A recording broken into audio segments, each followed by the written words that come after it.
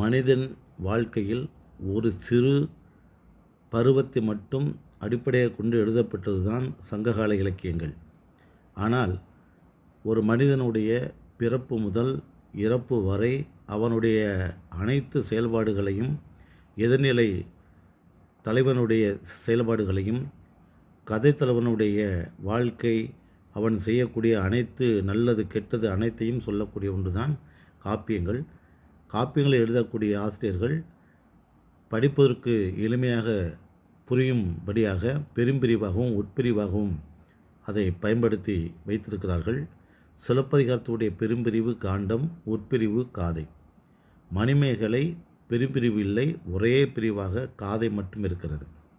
கம்பராமாயணம் பெரும்பிரிவு காண்டம், உட்பிரிவு படலம். சீவக சிந்தாமணி ஒரே ஒரு பிரிவாக இளம்பகம் என்று பெயர்.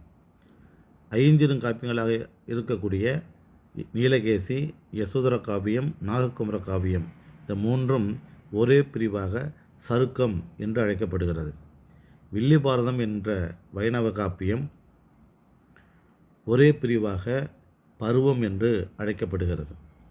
எனவே நமது காப்பிய ஆசிரிய பெருமக்கள், காப்பிய கவிஞர்கள் தனது மிகப்பெரிய பல ஆயிரக்கணக்கான பாடல்களை வாசகர்கள் படிக்கும் நோக்கத்தில் பெரும் பிரிவாகவும் உட்பிரிவாகவும் அமைத்து தமிழ் அன்னைக்கு அழகான ஒரு ஆவரணத்தை சூட்டியிருக்கிறார்கள் என்று நாம் நினைக்கிற பொழுது உண்மையில் பெருமைப்படத்தக்க விஷயமாக இருக்கிறது.